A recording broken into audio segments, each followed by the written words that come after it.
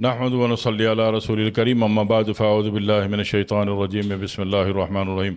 अस्सलामु अलैकुम व रहमतुल्लाहि व बरकातुहू। जिस्म में ख़ारिश, अक्सर अब आपने फरमाया, तो देखो जिस्म में ख़ारिश की बहुत सारी नौइयतें होती हैं और मुख्तलिफ़ नौइयत में मुख्तलिफ़ तरीक़े से इलाज होता है। इसमें सबसे पहले कोशिश करें, ख़ारिश है तो एक तो ये तरीक़ा होता है कि नीम के 4 मुट्ठी पत्ते ले लो, उसको उबाल लो, खौला लो, बॉयल कर लो, उस पानी से नहा लो। ठीक है, एक तरीक़ा तो ये है। दूसरा, छोटे बच्चों को ख़ारिश है तो उनको आम सा गर्मी दाने का पाउडर छिड़क दो, उससे भी ख़ारिश ख़त्म हो जाती है। तीसरी बात यह है कि मेडिकल स्टोर में आपको एक लोशन मिलता है केला माइन। इसमें मुल्तानी मिट्टी है, अर्क़ गुलाब है और कार्बोलिक एसिड है। ठीक है, ये 3 चीज़ों का मजमुआ है, तो कुछ महफूज समझा जाता है इसको। केलामाइन लोशन आप लगा लो जहाँ पे ख़ारिश हो रही है, तो उससे भी ख़ारिश बहुत अच्छी ख़त्म हो जाती है। ठीक है, और एक बात यह है कि नीम के साबुन से नहाने से भी ख़ारिश ख़त्म हो जाती है।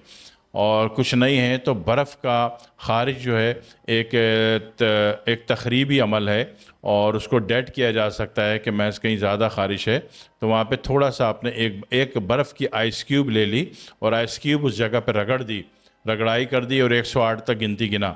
108 तक गिनती गिनना आपके दिमाग को फोकस करता है कि जो चीज़ आप अप्लाई कर रहे हैं वो अप्लाई हो जाए, तो इसलिए 108 की गिनती इसमें काउंट की जाती है, तो उससे भी ख़ारिश ख़त्म हो जाती है। महज जलन और जल जाने की कैफियत में भी आइस क्यूब रगड़ने से ये जो जलने का अमल है, जो पकने का अमल है, वहाँ खून ने आग पकड़ ली और वो जल रहा है, पक रहा है, तो वो भी बर्फ़ के आइस क्यूब रगड़ने से या फ्रिज का तेज़ ठंडा पानी डालने से फ़ौरी तौर पर वहाँ तख़रीब कारी ख़त्म हो जाती है और बंदा और उसकी बॉडी, उसका उज़ू आर्गन जो भी है वो जल्दी रिपेयर हो जाता है। ठीक है, तो ये सारी ख़ारिश के एतबार से है। कुछ अब आप क्या करते हैं कि गंधक का आंवला सार ले लेते हैं, एक बड़ा चम्मच इंतहाई बारीक पीस के उसको एक बाल्टी गर्म पानी में हल करके उससे नहा लेते हैं, लेकिन उसमें कोशिश करते हैं कि आँखों में पानी ना डले, तो उससे भी ख़ारिश ख़त्म हो जाती है। ठीक है, तो ख़ारिश के बहुत सारे तरीक़े हैं और किसी को ख़ारिश जो है वो स्किन एलर्जी या सोराइसिस के एतबार से है, चंबल कह लीजिए, धदर कह लीजिए, सोराइसिस कह लीजिए, तो ये ज़रा टिपिकल मसला है। इसमें इन्फेक्शन वैल्यू 3 जगह से आ रही होती हैं, तो ये किसी एक टोटके से नहीं जाएगा। फिर इसके लिए हम DW की 2 बोतल दे देते हैं। जिसको हाई BP ना हो उसको कहते हैं कि रात को इसका क्वार्टर ढक्कन मुंह में रखो, एक बड़ा चम्मच जैतून का तेल और आधा कप से नीम गर्म दूध पी लो।